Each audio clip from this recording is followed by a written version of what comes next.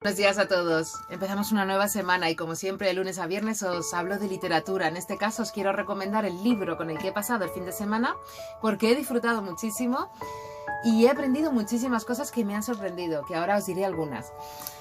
El libro es Nadie podrá quererle como yo, de Juan Pedro Cosano, editado por la editorial Espasa. Está calentito porque acaba de salir, acaba de ser publicado justo la semana pasada. ¿Qué vamos a encontrar? Es una novela histórica, de suspense, de intriga, amor, aventuras. Tenemos absolutamente todos los componentes necesarios para disfrutarla al máximo. Y una de las cosas que más me ha gustado es ese equilibrio entre los hechos históricos y la ficción. Los escritores como Juan Pedro Cosano se convierten en argonautas, en inspectores, en Sherlock Holmes de la historia, porque los libros son fruto de una investigación muy profunda. Hablan, además de sumergirse en infinidad de estudios y de bibliografía, de archivos, hablan con especialistas, hablan con historiadores, hablan con toda una serie de actores que hacen de sus novelas unas verdaderas joyas de la información, y esta es una de ellas.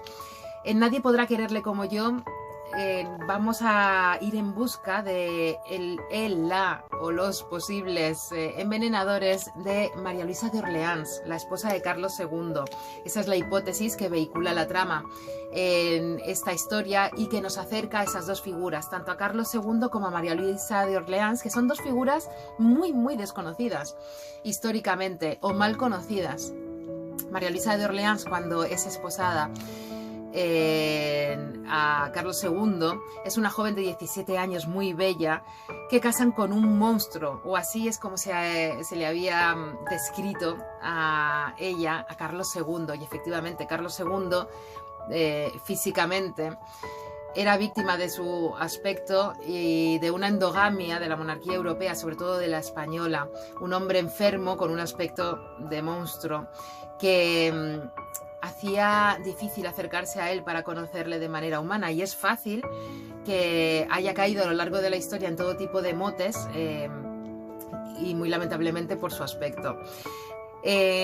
A través de esta investigación que tiene que realizar el dramaturgo real, porque Carlos II, y esa es una de las cosas que sentimos como si fuésemos él, se sentía muy solo, estaba completamente aislado en cuanto a la confianza, no podía confiar en su entorno. Esto le habrá pasado y le pasa a mucha gente con mucho poder. Es difícil saber las personas que están a tu lado por lo que eres, por quién eres, por cómo eres, o por lo que significas en cuanto a la retribución que pueden conseguir o a los privilegios. Esto es lo que ocurría, por supuesto, en la corte.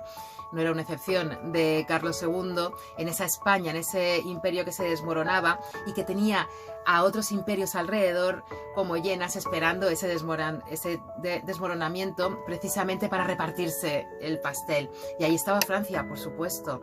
Luis XIV, el rey Sol, que casó a su sobrina con Carlos II, que en ese momento era el rey más poderoso de Europa.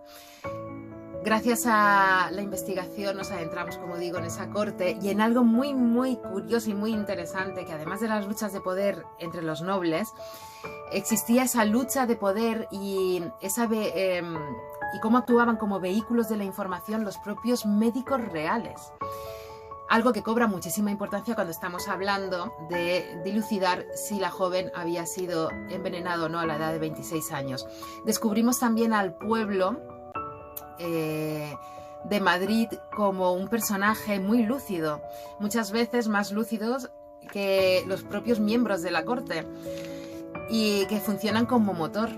Toda una serie de personajes que son muy interesantes. Nos adentramos en el arte, en la concepción del teatro en esa época también, y en la soledad de María Luisa de Orleans, que no pudo darle herederos a Carlos II, principalmente por él, no por ella, aunque fue ella la atacada, y que vivió durante esos 10 años que compartió con él, pues con esa sombra que la rodeaba.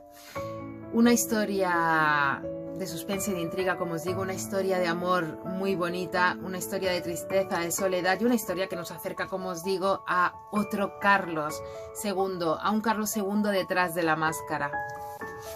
Si os gustan las novelas de aventura, si os gustan las novelas de intriga, si os gusta aprender y la historia, esta novela os va a encantar.